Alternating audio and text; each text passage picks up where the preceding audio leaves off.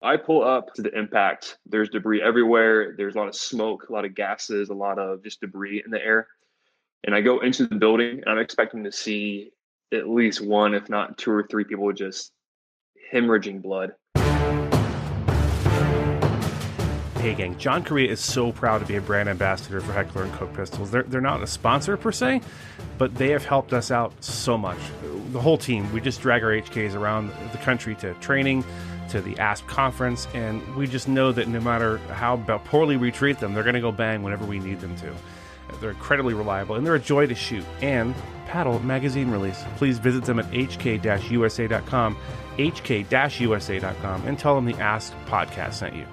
Alrighty, gang, welcome back to the Active Self-Protection Podcast. I am yet again your host, Mike Wolliver, and I am your favorite former Fed. With us this week, another new friend of mine. His name is Joshua. Joshua is married with one small baby. Speaking of small babies, we have one here as well. My grandbaby's here. We got puppies. He's got a baby. Think of this like a Zoom call. You might hear some stuff in the background. Try to work through it. It's not church. There's no cry room. So we do our best. Joshua, how are you, sir? Doing great. Thanks for having me. Did I mention he's in Nebraska, folks? Omaha, Nebraska. You and Neil Widener would have some stuff to talk about. He's in South Dakota and he has thoughts about Nebraska, and none of them are good. So I'll let you guys hash that out. Who knew that Midwesterners are so nice, but apparently there's a rivalry between some of these states where they don't get along. So not like Ohio, Michigan, but still. Yeah. Well, I'm a Hoosier at heart. So I moved here 4 years ago. I'm a foreigner. Okay. So from Indiana originally. Yeah. Nice. We were just out there for the NRA meeting a couple months ago. I enjoyed it. Indianapolis is a really nice town. Yeah.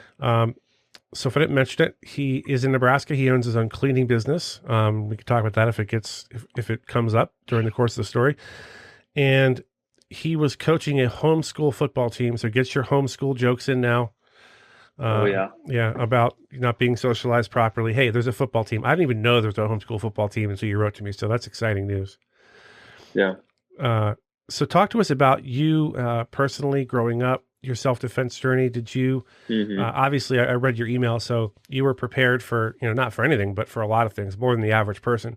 So you had given your self-defense and security some thought. So kind of walk us through what got you to that point. Did you grow up in a household where that was a thing, or did you come across this as an adult on your own? Yeah, so growing up, I was not raised around guns really at all.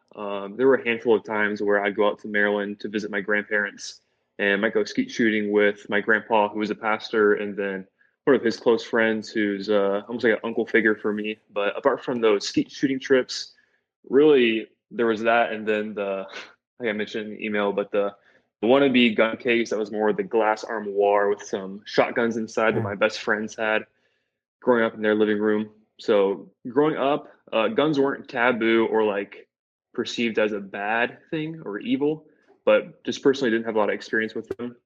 And then that really changed about 2 years ago when I got engaged and then married. I actually picked up my first firearm the morning of the wedding. I was really excited to get my hands on it. So from there, it really was the mindset shift of I'm getting married, I'm starting a family, and being the man of the household, I'm now responsible for the protection and safety of my wife and our kids in the future.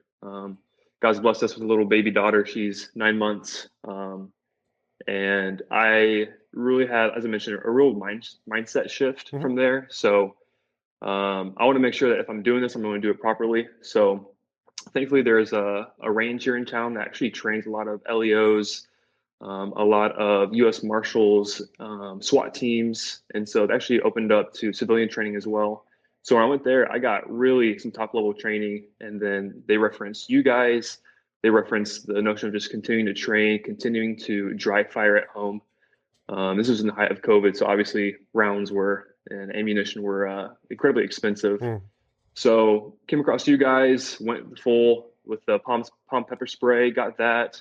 I carry appendix with a T-Rex arms holster. I love the Botkin brothers and the way that they're going about doing their business with a very Christian and even reformed perspective on gun culture and our rights. So I've just been blessed to come across a lot of great training, a lot of great, I hate the word influencers, but influencers, if you will, with you guys, the Botkin brothers over at T-Rex Arms, and even locally here with 88 Tactical and the training that they offer. So I mentioned it. I drive for a ton.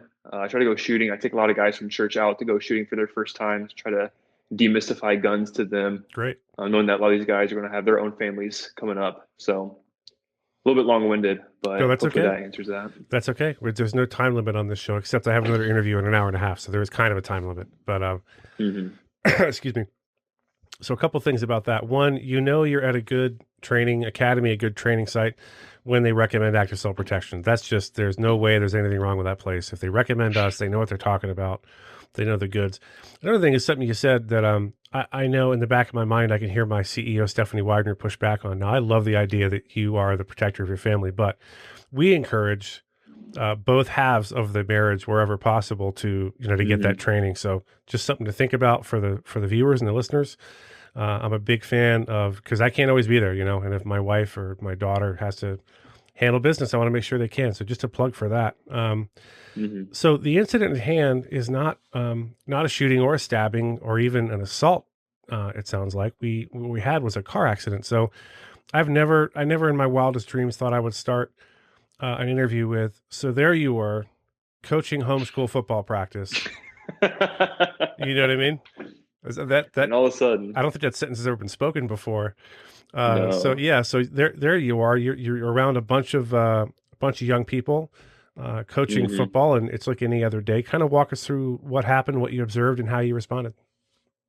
Yeah, so I like mental pictures, so I'll try to paint a good one if I can try. So imagine you've got kind of a street that forms an elbow.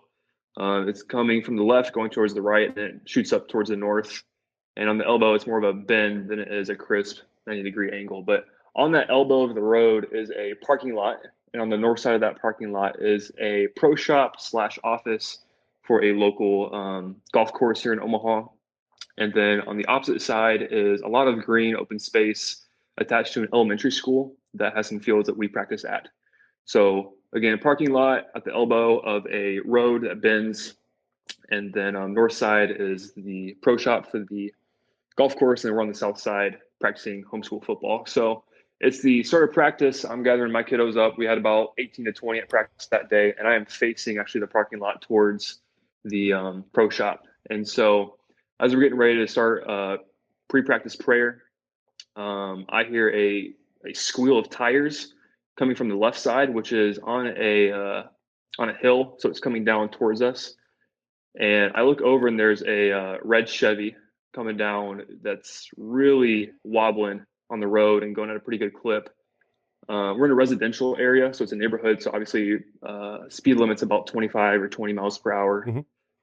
But this guy comes barreling in, clips the curbside closest to us, and enters that parking lot, and then careens hard left to his north and just barrels into this pro shop. I mean, the entirety of his truck, save for maybe the last 2 foot or 2 feet rather of his pickup, is completely encased in the building at this point.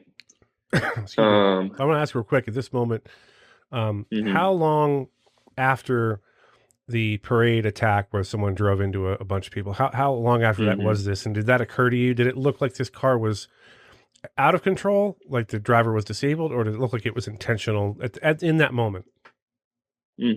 So this happened close to a month and a half, 2 months ago. I'm not completely sure when is it Waukesha? I'm Waukesha, not yeah, sure how something the like that. pronunciation is. Yeah. I'm not sure when that parade attack had happened, but there were three thoughts in my mind. I mentioned this in the email, and that was one of them. First, my thought was, is this guy drunk? Two, is he high? Um, that was kind of my first thought. But the second thought was, there's going to be some pretty bad injuries, most likely. Hmm. There were people inside this pro shop when the truck hit. And this isn't a large building. I mean, this looks like maybe a large public restroom, Like a if you will. Dairy Queen This size, isn't, old school Dairy Queen. yeah, Yeah. Dairy Queen small, if not smaller. Um, and that third thought was, could this be violent? And my mind did immediately go to that Waukesha parade attack. I saw the windows were not tinted. I was able to see the driver before he went into the building, and he seemed to be not like aggressive or attacking, but just he looked like he was out of control. But just the nature of how he was driving did give alarm, and in the moment, I mean, it's a half of a second as you're seeing this guy blow through a entire building going about 40 miles per hour. Yeah.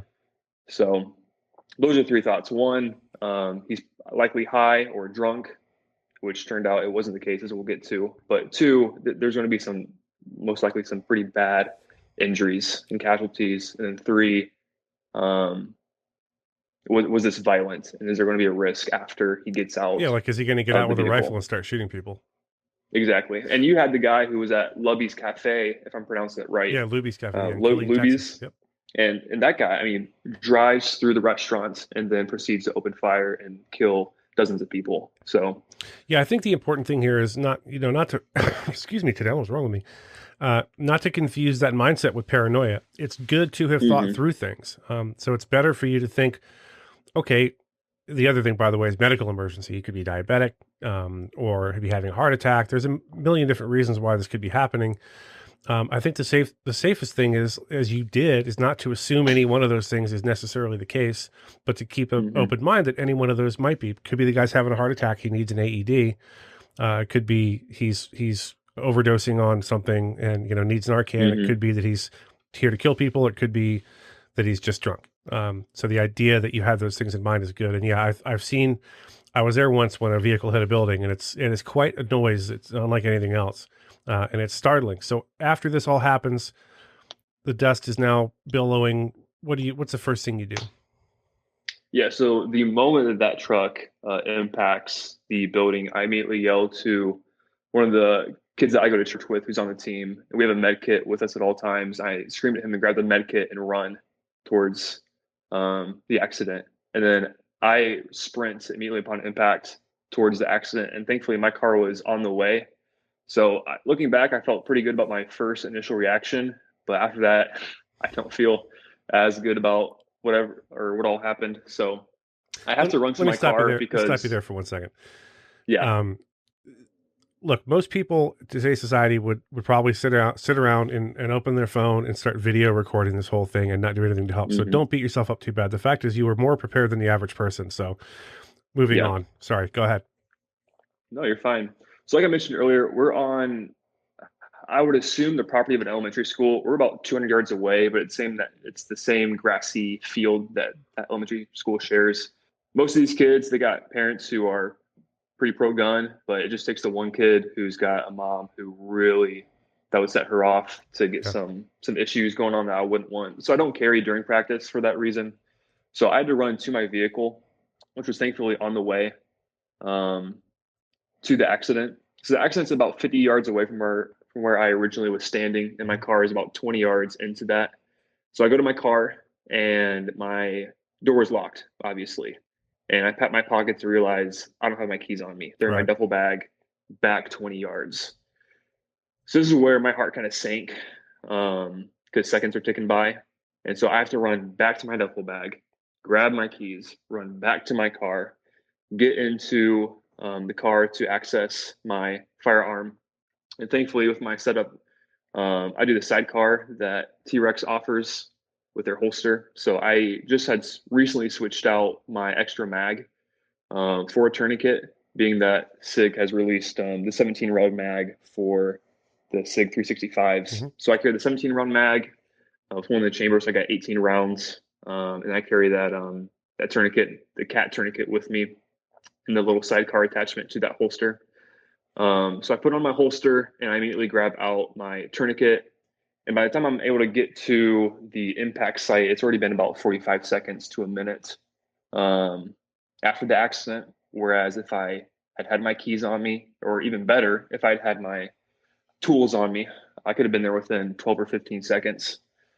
So I don't know if you want to interject or if you want me to keep going. No, that's fine. Yeah, we beat this to death, especially on the badge cams on the main channel. That's for law enforcement, but still, it is always. I love the fact that you traded out your extra bag for a tourniquet, because one of the things John likes to say is if you're carrying an extra mag and no med kit, you're wrong. The idea being that there's only so much space on you as a civilian. You're not wearing a duty belt, hopefully. So yeah, I think the tourniquet's a better use of that extra little bit of space, real estate on your belt or wherever you keep it. Got to have it on you. There's always times when you're not going to have the stuff right at your disposal.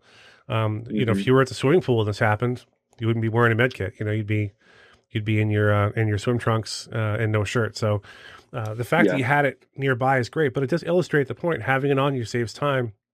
In an emergency, had the guy been bleeding out badly from his femoral artery, those seconds may have meant the difference. So it's just a Hmm. good teaching point. So moving on. Yeah. So I used to carry like a full-on Carhartt satchel that had chest seals, two tourniquets, X, Y, and Z in it. But I, for 3 months, had the habit of wearing that thing, and then just got kind of, uh, maybe not annoying, but just you don't see a lot of guys wearing satchels.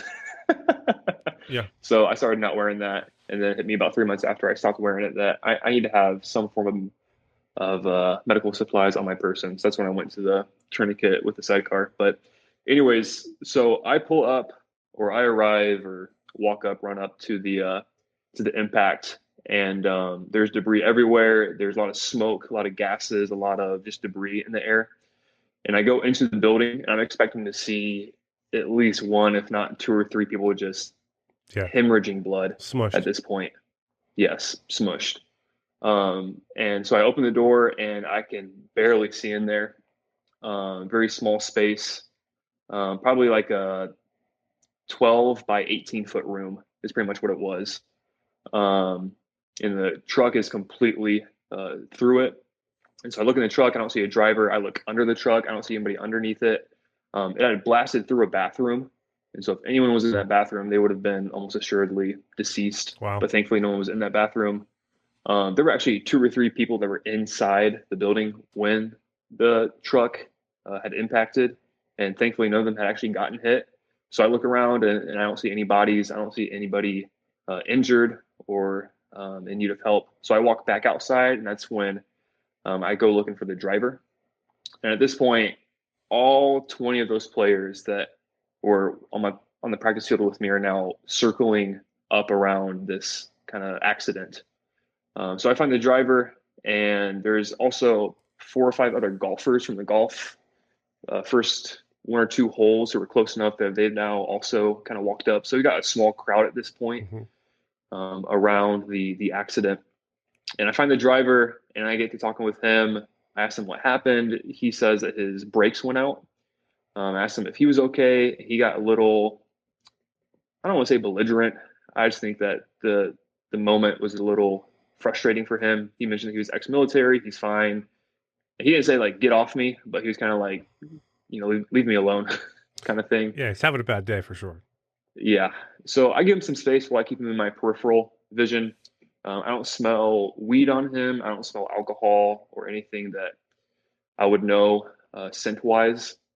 And at that point, what I am smelling scent wise is natural gas. Oh boy. Um, So I'm sure that when he pummeled through the building, he triggered or tripped or blasted through a couple gas lines.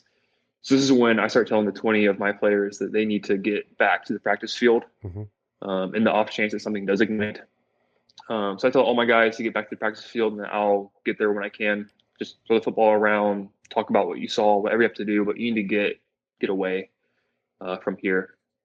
So at that point, the cops have been called by other golfers who were there, and I'm more just lingering around the driver to make sure that nothing goes south, or if he's okay. He might have internal bleeding that he doesn't even realize. Still got my tourniquet in hand, and now I'm just more like observing and taking in what's going on. So the natural gas, that ended up being a thing, or was it, you were definitely smelling, there was definitely a leak? Yeah, when the cops arrived and the paramedics arrived, they smelled it too. So I'm not sure if the firefighters found the valve and shut it off. There was never like a big cry to like, all right, no one can be within 20 yards, 50 yards of the place. So I guess it wasn't that bad of a leak, Right. but yeah, they identified it when they pulled up. Yeah, but if you're not an expert, I mean, best thing to do is get as many people away from there as possible. I think you did the right thing. Yeah. Was there another adult or another coach with the team, or was it just you? It was just me at that point. The assistant coach, he was running a little bit late. I own a cleaning company. He owns a remodeling company, and he had a long day at work, so he was running about 10 to 15 minutes late. His boys were at the practice, so that coach missed the show, if you will. It's the excitement. Yeah. Yeah, for sure. So I think the number one lesson here for me isn't where is your medical equipment? I think we kind of beat that one to death. Let's talk about Hmm. cardio. You had to run, how many yards altogether did you have to sprint to do what you did running back and forth? I mean, if you had to estimate, I'm serious. If you had to estimate, Probably 100 yards. yeah. And you were running at a sprint, I assume, to get to your medical kit and to get to Yeah. these people. Yeah. So 100 yards, if you're an old fat guy like me, that's a big deal. So, having your physical conditioning where it needs to be is a big part of self-defense. It's a big part of being a self-defender and a protector. If you can't get to the thing, or if by the time you get to the thing, you're so smoked that you can't do anything, then that's not a lot of use. So if you could do Hmm. something differently, you talked about some bullet points about lessons when you sent me the email. What's the number Yeah, one it's thing pulling up that email. what's the number one thing you would have done differently if you could go back and do it over again? Um, Number one thing was to have it on my person. So that if that have the tools, that is, firearm and tourniquet. Um, you know, I I know it was in elementary school. This is one of the talking points I had with the guys at the range that I trained at. The guy that I trained with was 20 years of SWAT at Denver, or in the Denver area. That was one of my questions when I finished with him was, hey, like when you see a restaurant or a place of business that has a sign that says no firearms allowed, do you follow that or do you kind of just say, if they can't see it, I'm going to go ahead and keep it on me? His point was, I can't tell you what to do, but I can tell you what I do, and I don't follow that. Yeah, Um, it's their and since signs are a talking to little silly, him, by the way. Like the criminal who's about to rob the place goes, "Oh, I can't rob this place. It's got a sign. yep, There's a sign. Did you see the sign?" exactly. Yeah, So I got into the habit in light of that of really carrying at all times, unless it's a federal building or unless they have metal detectors, or in this case, if it's an elementary school. I remember shortly after Uvalde had happened, my nieces had a dance recital at a local theater here, and I was planning on carrying until I walked up and they had metal detectors screening people. So I had to do a little UE and run back to the car. But number one thing would just be having my tools on my person at all times and just saying, hey, I'd rather have it and not need it. not need it than, again, this is that scenario where thank God it wasn't a Waukesha part two, or I even mentioned in the email, like, what if it had been gunshots behind me at the elementary school Hmm. and I have to run back to the vehicle to get my gun? And I mentioned that I think it was John or maybe it was you had mentioned in one of the YouTube videos that roughly every 6 to 10 seconds there's going to be a death during a mass shooting event. Hmm. And so if it turns out that it's not a truck pummeling into a pro shop at a golf course, but it's gunshots 200 yards behind me at elementary school, those extra 40 to 45 seconds that it cost me not having my tools on me could have been several more children having passed. And people might scoff at that and think, "Oh, you're being paranoid. You might be overthinking it." But I view this incident as a mulligan, if you will. I wasn't prepared as I want to be. But I'm 25. I've already had to pull over to stop a guy jumping off of an overpass. I've had this incident. I've had a guy who was riding a bicycle in town. He got hit by an Amazon van, and he's bleeding from his head. Um, and so I had to pull out my hemostatic gauze for him. But thankfully, the paramedics got there about 30 seconds after I did. So at this point, it's once every year for me that I'm experiencing or being around a pretty serious medical event for somebody. Right. And who's to say that in the future it's not going to be gunshots? So, Yeah, for sure. I think it's a great mindset to have the medical stuff on you and to have a little bit of training to know how to use it. Going back for a moment to the school dance, you said it was a school dance or something like that at a whatever facility, and they had metal detectors out front. Did they also mhm. have heavily armed police officers there with rifles in full battle rattle, or do they just have metal detectors? So they had officers, but they weren't in battle rattle. They had several patrolling the area, which I Well, was that's thankful good. for. So, and at that point, I was considering going into law enforcement. So I was picking their brain on the local departments, if they would recommend them or not. Ended up being that one of the guys that we go to church with, he's an officer. He actually been shot the year before 3 times at point blank distance, and somehow the guy grazed him 2 out of those 3 shots. But anyways, um, he just mentioned that with law enforcement, he didn't want to dissuade me, but he wanted to help me understand that it is going to be a massive time commitment and it's going to completely shape and kind of, he didn't say tyrannize, but your freedom is going to be like freedom of time is going to be very much lacking. And with my priorities, with the kind of husband and father that I want to be, and the kind of church member I wanted to be, that kind of pulled me out of going towards the law enforcement route. But anyways, to get to your question, no full battle rattle at the niece's dance recital at the theater. Well, I'm just But glad. I'm just glad they had officers. My point was going to be, if they didn't have anyone, was so who's going to protect you if you can't bring your gun in? There's just a bunch of people out front with magnetometer wands. But at least they yeah, had cops there, so I'll give them credit for that at least. Not that they're necessarily going to stop the thing from happening, but yeah. you And the know, security guy up front, he had some eagle eyes. He picked out my pepper spray in my pocket and my pocket knife. So I had to go in there naked, it felt like. yeah, it's not a great feeling. So yeah, and as far as the sign thing, I want to talk about that again real quick. It's between you and your God, like anything else self-defense related. You need to have had a conversation with yourself about your firearm and your willingness to use it and your ability to use it effectively. But those signs, there's a line from one of my favorite Western, Unforgiven, where there's an assassin has come into the town of Big Whiskey, and he's saying, I'll take that they're taking his guns away from him. So I'll take that 32, Bob. And he says, well, it shouldn't be a problem, most especially if you don't see it, So if you're concealing well, I won't tell you what to do, but I wouldn't voluntarily disarm because someone had a silly sign in the front of their business. That's just my 2 cents. That is our Yeah. time. Joshua, I can't thank you enough for writing in. As always, if it weren't for people like you, there'd be no show. So thank you so much for starting your self-defense journey, for being a watcher, a viewer of active self-protection, for writing in. Was there anything you wanted to add before I let you go? It was a red Chevy. So for all you truck guys out there, We're not doing Ford versus Chevy on this show, I'll tell you, or Dodge or anyone else for that matter. yeah, I drive a Subaru Outback, so I don't have any skin in the game. That was a brave statement for you to make, sir. A Subaru Outback. That's something. It means you got a family, or it means something else. We don't talk about it here on the show. Yeah. All right, Joshua. Thank you so much. Yeah. Thank you, sir. Well, alrighty, gang. Welcome back to the Gutowski Files, starring Stephen Gutowski. He is the founder of TheReload.com and the host of my second favorite podcast, the Weekly Reload Podcast, which is available on all your finer podcast outlets and, of course, on YouTube. Go over to TheReload.com when you have a moment and consider getting a membership. Stephen relies on your membership dues to fund his important work, and it is, in fact, very important work. So this week, we are discussing a really important case, I think. This is a Supreme Court case that Stephen brought to my attention, and it's pretty nuanced. There's a lot going on here. So I'm just going to let him take over the reins here and explain to you kind of what's going on. The article is entitled Supreme Court Agrees to Take Up New Gun Case by Stephen Gutowski. Stephen, first of all, how are you? I'm doing good. That podcast you mentioned is actually my first favorite podcast. Interesting. What's your second favorite? And don't say Joe Rogan. The Active Self-Protection podcast, I think, is pretty great. That guy's a hack. That one to people. That guy's a hack. He doesn't know what he's doing. Yeah, but still entertaining. Entertaining is important.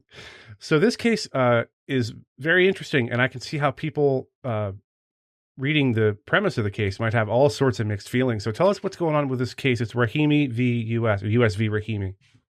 Yeah, so this might have gotten overshadowed a bit at the end of last week because the Supreme Court was issuing its actual decisions in a bunch of cases that got a lot of attention, but they also agreed to take up a new Second Amendment case, which is actually just doing that is fairly unusual, right? This is going to be their seventh Second Amendment case ever, and it'll be the third one they've taken up in the last 3 years. One of them got mooted, so essentially New York threw in the towel and changed their law before the case actually went to a decision. And then obviously we had New York State Rifle and Pistol Association v. Bruin last year. And now we have United States v. Rahimi, which is going to test or sort of explain how to properly do the test that was handed down in Bruin. I think that's the big relevance of this, but the details of it are that, the plaintiff is probably, or the defendant really, he's a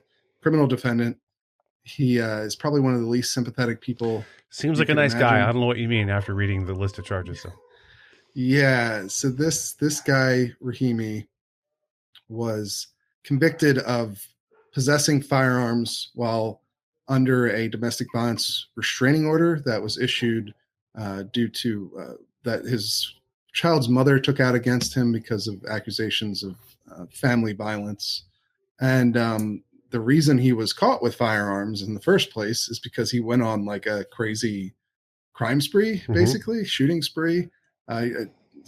From what we know from the court documents, now to be clear, these allegations don't really come into play with this particular case that we're talking about at the Supreme Court. But just to give you an idea of who this guy is, he was accused of going to a person's house that he had previously sold Percocet to, shooting up the house.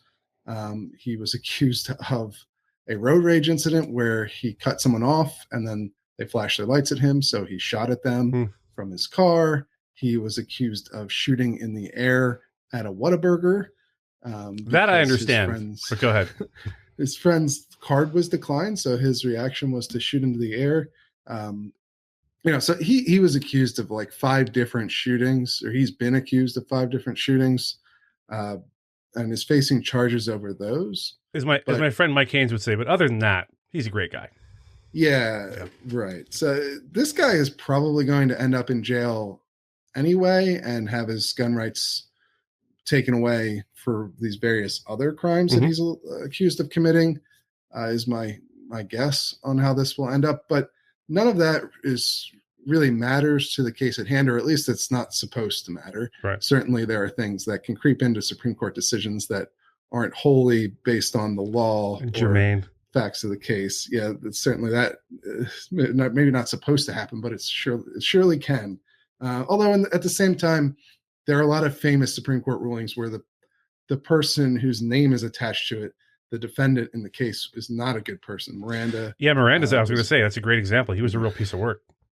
Yeah. So, it's not impossible that this guy's background doesn't have a bearing on the case. It's not supposed to have a bearing anyway. But so, it's a little bit different, though, if you're following gun rights litigation, because usually what we're used to talking about on this show, right, are cases that gun rights groups, the NRA, the Second Amendment Foundation, Firearms Policy Coalition, GOA, will file a case. They'll bring a case, or they'll join onto a case that they want to pursue and push up to the Supreme Court.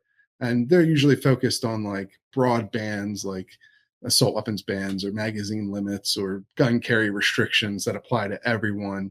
But it's important to keep in mind that when Broom was handed down, when they did this new test for how to determine whether a law is compatible with the Second Amendment, that opened up the floodgates for criminal defendants too. I mean, we're talking about people's constitutional rights, and so it also puts the burden to prove that the law is constitutional on the government. So that there have been a lot of cases really where public defenders, just like in Rahimi had a public defender, will assert that the law their clients have been convicted under is unconstitutional because it doesn't comport with the Second Amendment. There isn't a historical tradition. That's what Broom requires for this law, this modern prohibition on people who've been subject to domestic violence restraining orders from owning guns whatsoever, that there's no historical analog to that dates back to the founding. Right. That's what the Fifth Circuit has found in this case. That's where this is coming out of. And so that's what the Supreme Court is going to decide. Yeah, I wonder, one could make the argument, I think, reasonably, just kind of like people talk about the Second Amendment being outmoded because, there were no AR-15s at the founding or whatever. One could make an argument, I think, that women didn't have anywhere near at the founding, they didn't have anywhere near the rights they have now. They weren't they were their God-given rights, but they weren't respected. So is there an angle there, do you think, on behalf of the government, where they could say, yeah, but you could beat up your wife in 1778 and probably not go to jail for it if you convince people she deserved it or whatever? Yeah, no, that's certainly been something that's talked about a lot surrounding this case, is this idea of historical tradition. Well, at the founding, there wasn't such a thing as domestic violence restraining orders. Domestic violence was not treated the same way that it is today. Regrettably, I think most people would agree. Yes. And so that could come into play. Actually, I think one point on that, though, is the Fifth Circuit did consider that as part of their analysis, right? When they did this case, when they found that the restriction was unconstitutional. They, it wasn't that there weren't domestic violence restraining orders at the founding era, or that domestic violence wasn't considered a serious crime like it is today. Back then, it was, they tried to take a broader view when they were looking for analogies for laws that were similar to this modern law. I mean, the Gun Control Act is from the 1960s, so these protections are relatively new in federal law, but they tried to find other laws from the founding era that were targeted at trying to do the same thing, protect one person from another person who's accused of being dangerous in the same way, which was by eliminating their gun rights for, at the very least, the duration of the restraining order. And they found a couple things. There were surety laws, which did apply to somebody who was accused of being dangerous, an individual accused of being a threat, a potential threat to others, although it was more of a societal threat that this person, that were subject to these surety laws were perceived as being. That's what the Fifth Circuit determined. And the punishment was that they had to put up basically like a bond, a cash amount, before they could go and carry a gun in public. So obviously a different punishment, or a different, restriction there. They also found that the fact that a domestic violence restraining order is not a criminal conviction to be a particularly big problem. It's a civil procedure. You're not convicted. It doesn't have the same level of civil rights protections that a criminal case would carry with it. And so that was another big hang-up that the Fifth Circuit found. So, the analysis that Bruin requires is more complicated than just, did domestic violence restraining orders exist in 1776 or 1792 when the Second Amendment was ratified? It's certainly meant to be a bit broader than that. You're trying to look at the tradition of how we regulated firearms and try to match that with the modern regulation. And if you can't find anything that's close enough, then the modern regulation is unconstitutional. That's how it's supposed to work, at least. Right. And I think there's a lot of moving parts here, as I said at the beginning. I think not the least of which is, if this guy did half the stuff he's accused of, I don't think any reasonable person wants him in possession of a firearm for 1 second. So what do you do with someone like this? If, it's one thing to, we all believe in our Second Amendment rights, but, if you're the parents of the young lady who's about to be murdered by this guy, you don't care very much about any of that. You're far more concerned with your daughter's safety or your friend's safety or whatever. I just don't know. It's a really tough question, because what do you, like we talked about red flag law, same thing. If you have someone in your life who you think is about to come over and kill you at any moment, and I've been in positions not unlike that, where there was somebody in my life who was very dangerous and I was scared of that person. What do we do? Where do we draw the line? I think the court, I'm glad I'm not a Supreme Court justice who has to wade into this stuff, because it is not as simple as it seems. You were going to say? Yeah. This was also something that the Fifth Circuit addressed at least a little bit. One of the concurrences from Judge Ho, who was in the majority in this case, he talked about how you can still restrict the rights of these people who've been accused of being a violent threat. You can do things like pretrial detention, sure, if they're that serious of a threat to someone else's safety. There were other ways that he laid out for how you could still address this issue that you're describing without using this prohibition on gun ownership for people under these orders. Whether that's convincing argument for the Supreme Court, I think, is a totally different question. I don't know that this is a situation where, unlike Bruin, where it was pretty obvious to anyone looking at the court that they were probably going to strike down New York's gun carry law. from the outset. It was, the details of how far they're going to go, how they're going to justify it, are they going to set a new test? That stuff was unclear, but the outcome was pretty obvious, I think, to most people going in, just based on who's on the Supreme Court. Yeah. This case, I don't think that's necessarily true.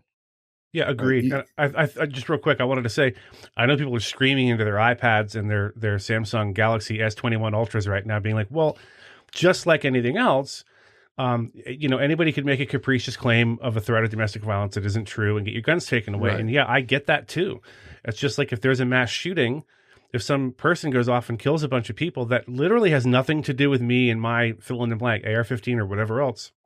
Mm-hmm. That person did what they did, and they should be punished individually, and I shouldn't have to pay, and give up a right of mine because they went out and did something crazy. So I don't want people to think that I'm all in on, yes, red flag laws are good, or these DV laws are necessarily good, because they can be misused.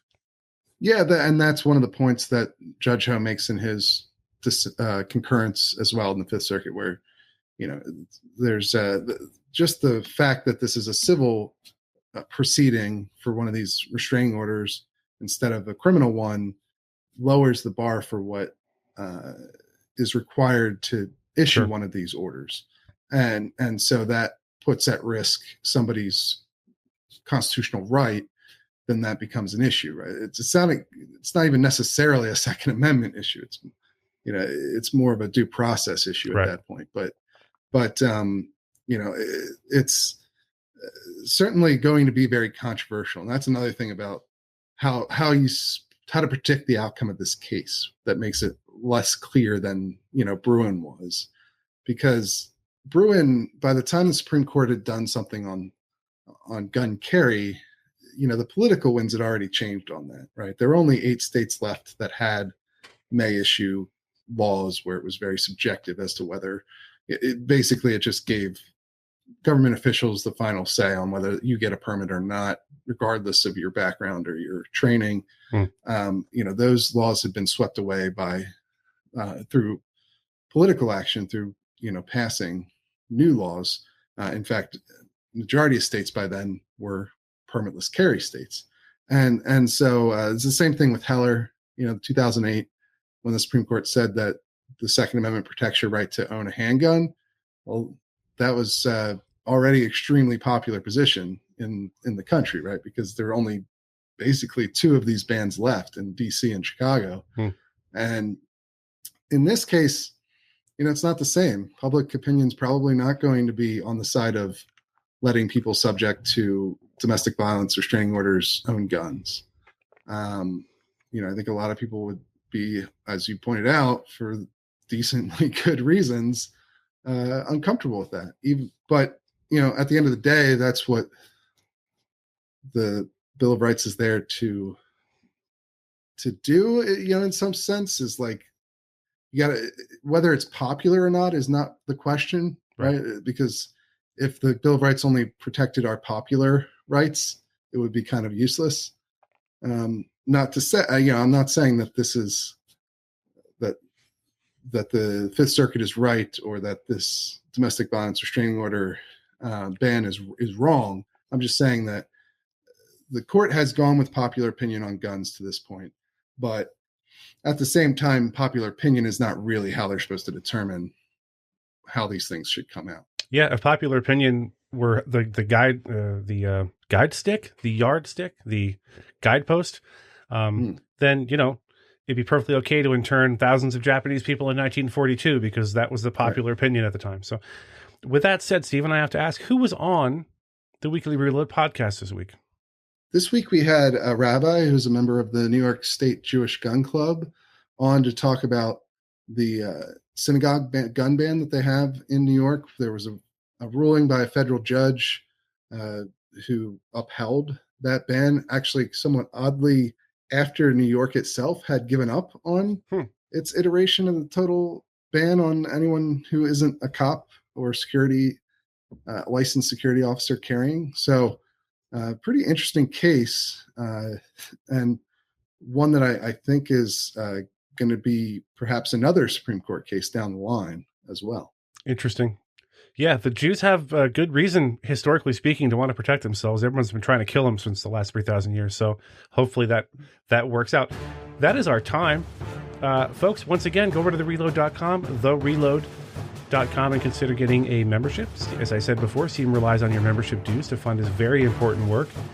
He's kind of in his own lane, as near as I can tell, as far as what he does. It's very niche, and we need guys like him to remain, what's the word I'm looking for? Not fruitful. Employed? Sure. We'll go with employed. Yeah. Stephen, always a pleasure. I will see you next week, God willing. And as always, you have the last word.